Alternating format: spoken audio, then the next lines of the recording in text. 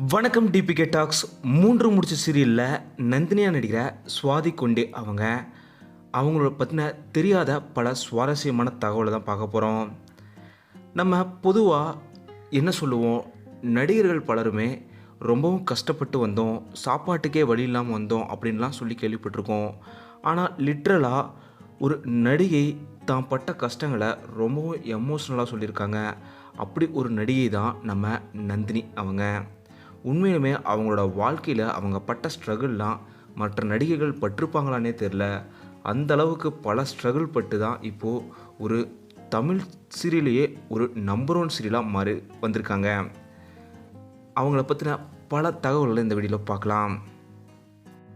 தமிழ் சீரியலை பொறுத்த வரைக்கும் சுவாதி அவங்க 2 சீரியலில் தான் நடிச்சிருக்காங்க. அந்த 2 சீரியலுமே இவங்களோட வாழ்க்கையிலேயே மறக்க முடியாத நம்பர் 1 சீரியலாக அமைஞ்சிருக்கு. ஈரமான ரோஜாவை சீரியலில் பிரியா கதாபாத்திரமாகட்டும், இப்போது மூன்று முடிச்சு சீரியலில் நந்தினி கதாபாத்திரமாகட்டும், இந்த 2 கதாபாத்திரமே இவங்களோட முக்கியமான கதாபாத்திரமாக மாறிச்சு. அதுலேயுமே இந்த 2 கதாபாத்திரத்தையுமே இவங்களோட கோப்பேரா சூர்யாவா நியாஸ் அவர்களும் ஜீவாவா திரவம் அவர்களும் டாப் ஆக்ட்ரஸாக இருந்திருக்காங்க. ஆக்சுவலி சுவாதி அவங்க கர்நாடகாவில் இருக்க தும்கூர்ன்ற ஊரில் தான் பிறந்திருக்காங்க. வரலாற்று சிறப்புமிக்க ஊர் தான் இந்த தும்கூர். இந்த ஊரில் அதிக அளவிலான வரலாற்று கோயில்கள் இருக்குது. சுவாதி அவங்க பிப்ரவரி 27ஆம் தேதி தும்கூரில் பிறந்திருக்காங்க. இவங்களோட அப்பா ஒரு ஆட்டோமொபைல் இன்ஜினியராக இருக்காங்க. அம்மா ஹவுஸ் ஒய்ஃபாக இருக்கிற நிலையில் இவங்களோட தங்கை ஒருத்தங்க இருக்காங்க. அவங்களுமே இப்போ தான் கல்லூரி படிப்பு முடிச்சிருக்காங்க. ரொம்பவும் ஒரு எளிமையான குடும்பம் தான் நம்ம சுவாதி அவங்களோட குடும்பம். இவங்க கல்லூரி முடித்ததுக்கப்புறம் நம்ம எப்படியாவது இந்த ஊரை விட்டு போய் பெங்களூரில் ஒரு மாடலிங் இல்லை நடிகையாக மாறணும்னு தான் ஆசைப்பட்டிருக்காங்க. ஆரம்பத்தில் வீட்டில் இதுக்கு ஒத்துக்கல. இருந்தாலும் ரொம்பவும் போல்டான பொண்ணு இவங்க, அதனால் நம்ம அனுப்பி தான் பார்ப்போன்னு அவங்களோட அப்பா தான் இவங்கள பெங்களூருக்கு ஆடிஷனுக்கெலாம் அனுப்பியிருக்காரு. ஆனால் சுவாதி அவங்க யோசிச்சதே வேறு. நம்ம 18 வயசு வரைக்கும் அப்பா அம்மா தயவில் இருந்துட்டோம், இனிமேல் நம்ம தனியாக இண்டிபெண்ட் உமனாக வாழணும், அதுக்கான முயற்சிகளை எடுக்கணும்னு ஆசைப்பட்டிருக்காங்க சுவாதி அவங்க. அதுக்கான முயற்சியிலையுமே பல நேரங்களில் இறங்கியிருக்காங்க. அப்பா ஒரு குறிப்பிட்ட அமௌண்ட்டை கொடுத்து சரி பெங்களூர் ஆடிஷன் போயிட்டு வா அப்படின்னு சொல்லி அனுப்பியிருக்காங்க. இவங்களுக்கு ஒரு குறிப்பிட்ட அமௌண்ட் அப்பா கொடுத்துருவார். ஆனால் அதுக்கு மேலே அங்கே செலவாகும்போது சில நேரங்களில் சாப்பிடாமையே திரும்ப வருவாங்க. ஒரு சமயம் சுவாதி அவங்க அப்பா 200 ரூபாய் கொடுத்து பெங்களூருக்கு போயிட்டு வா அப்படின்னு சொல்லியிருக்காரு. ஆனால் அந்த அமௌண்ட்டையுமே சுவாதி அவங்க வீட்லேயே வச்சுட்டு போயிட்டாங்க. அப்புறம் அங்கே போனதுக்கப்புறம் தான் தெரியுது நம்மக்கிட்ட காசு இல்லை அப்படின்னு சொல்லிட்டு, சரி நம்ம வீட்டுக்கு நடந்தே போயிடலாம் அப்படின்னு சொல்லி திரும்ப கிட்டத்தட்ட 12 கிலோமீட்டர் நடந்தே வந்திருக்காங்க. அந்த சமயத்தில் சுவாதி அவங்கக்கிட்ட குடிக்கிறதுக்கு தண்ணி இல்லை, சாப்பிட்றதுக்கு சாப்பாடு இல்லை, கிட்டத்தட்ட மயக்கம் போடுற அளவுக்கு சுவாதி அவங்க போயிட்டாங்க. அந்த சமயத்தில் பக்கத்தில் ஏதாவது வீட்டுக்கு போய் அம்மா ரொம்ப பசிக்குது, சாப்பாடு இருந்தால் தாங்க அப்படின்னு கேட்குற அளவுக்கு என் நிலைமை இருந்தது.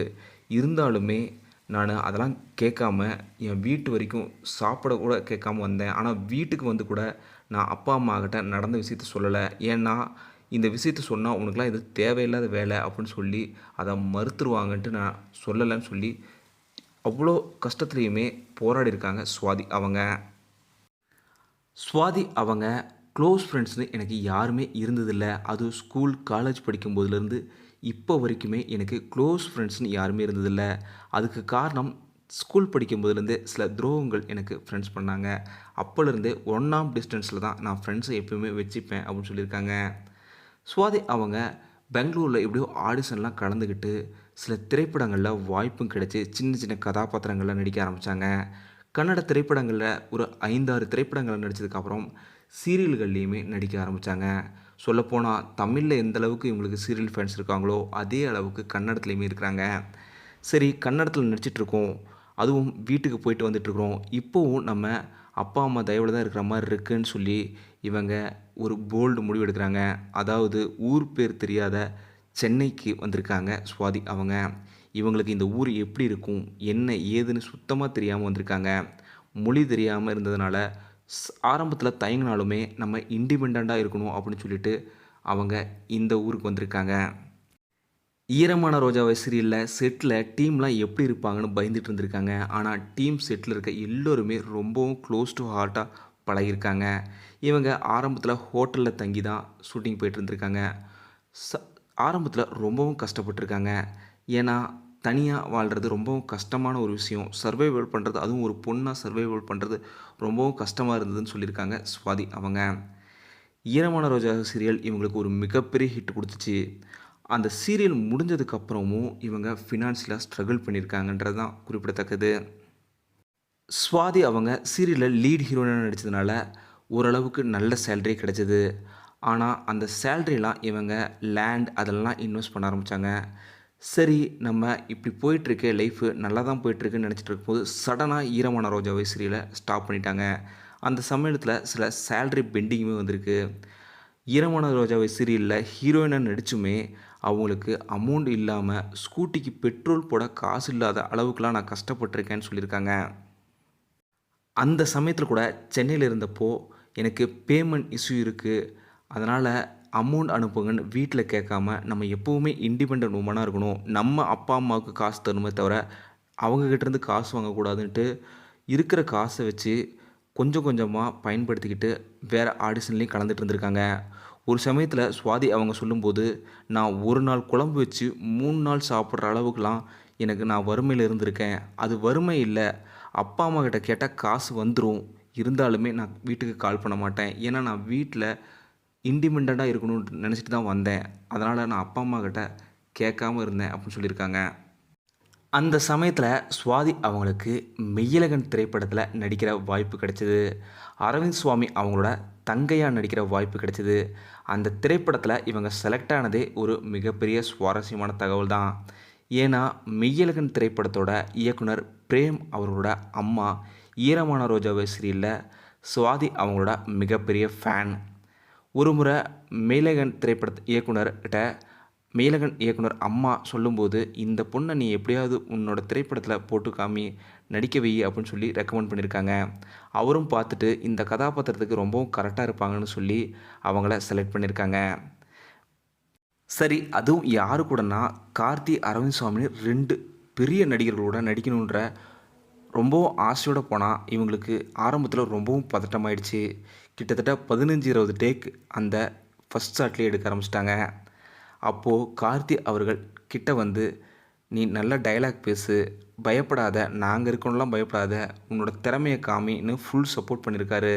அந்த தைரியம் தான் என்ன அந்த திரைப்படத்தில் ரொம்பவும் நல்லா நடிக்க வச்சுது அப்படின்னு சொல்லியிருக்காங்க சுவாதி அவங்க. இப்படி லைஃப்பில் பல போல்டான முடிவு எடுத்ததுனால தான் நந்தினியாக இப்போது 3 முடிச்சு சீரியலில் நமக்கு சுவாதி அவங்க கிடச்சிருக்காங்க. இவங்க சமீபத்தில் கூட ஒரு ஹுண்டாய் கார் வாங்கினாங்க. அப்போது என்னோட பல வருட கனவு, அதுவும் ஒவ்வொரு ரூபாயாக நான் சேர்த்து வச்சு கஷ்டப்பட்டு வாங்கின காருன்றனால என்னோடய வாழ்க்கையில் மறக்க முடியாத மூமெண்ட்னா இந்த கார் வாங்கினது தான் அப்படின்னு சுவாதி அவங்க சொல்லியிருக்காங்க. சுவாதி அவங்கள பொறுத்த வரைக்கும் பல விருதுகளை வாங்கியிருக்காங்க. அதுவும் தமிழில் வந்ததுக்கப்புறம் இவங்க வாங்காத விருதுகளே இல்லைன்னு சொல்லலாம். இவங்க முதல் விருதே விஜய் டிவியில் finding of the year Vijay television அவார்டை வாங்கினாங்க. செகண்டு ப்ரொவோக் விருது, அதே போல் 2025ஆம் ஆண்டுக்கான ஜேஎஃப்டபிள்யூ ஃபேவரட் ஹீரோயின் விருது, இப்போது சமீபத்தில் பிஹைண்ட் வுட்ஸோட மோஸ்ட் ப்ராமிசிங் ஆன் ஸ்க்ரீன் விருது, இப்படி பல விருதுகளை வாங்கியிருக்காங்க நம்ம சுவாதி அவங்க. அதே போல் சன் குடும்ப விருதுகள் 2025ஆம் ஆண்டுக்கான சிறந்த நாயகி விருதுமே சுவாதி அவங்க வென்றிருக்காங்க. ஃபேமிலி ஒரு நல்ல நிலைமையில் இருந்தாலும் நம்ம எப்படி சர்வைவல் பண்ணணும், எப்படி போல்டாக வாழணும் அப்படின்னு ஒரு உதாரணமாக இருந்திருக்காங்க சுவாதி அவங்க. ஏன்னா இப்போ வரைக்குமே ஒரு இன்டர்வியூவில் கூட வித்தவுட் மேக்கப்பில் தான் இருந்திருக்காங்க. அதுக்கு அவங்க சொன்னது, என்னோடய ஸ்கின் எனக்கு பிடிக்கும், அந்த ஸ்கின்னில் தான் நான் எங்கேயா இருந்தாலும் இன்டர்வியூ கொடுப்பேன், ஐ லவ் மை ஸ்கின் அப்படின்னு சொல்லி எந்த விஷயமா இருந்தாலும் போல்டாக பேசக்கூடியவங்க தான் நம்ம சுவாதி அவங்க. உண்மையிலுமே அவங்க ஒரு சிறந்த நடிகை மட்டும் இல்லை, பல போராடும் பெண்களுக்கு ஒரு நல்ல பெஸ்ட்டு எக்ஸாம்பிள் உமனாகவும் இருந்திருக்காங்க நம்ம சுவாதி அவங்க. உண்மையிலுமே அடுத்தடுத்த சீரியல்களில் ஒரு மிகப்பெரிய வெற்றியையும் சுவாதி அவங்க பெறணும். இந்த 3 முடிச்சு சீரியலில் நந்தினி கதாபாத்திரம் உங்களுக்கு எவ்வளோ ரொம்பவும் பிடிக்கும் அப்படிங்கிறதெல்லாம் மறக்காமல் கீழே கமெண்ட்டில் சொல்லுங்கள். இந்த வீடியோ உங்களுக்கு பிடிச்சிருந்தா லைக் பண்ணுங்கள், ஷேர் பண்ணுங்கள். டிபிகே டாக்ஸ் சப்ஸ்கிரைப் பண்ணலன்னா சப்ஸ்கிரைப் பண்ணிடுங்க. மறக்காம பக்கத்தில் இருக்க பெல் ஐக்கானையுமே கிளிக் பண்ணிடுங்க.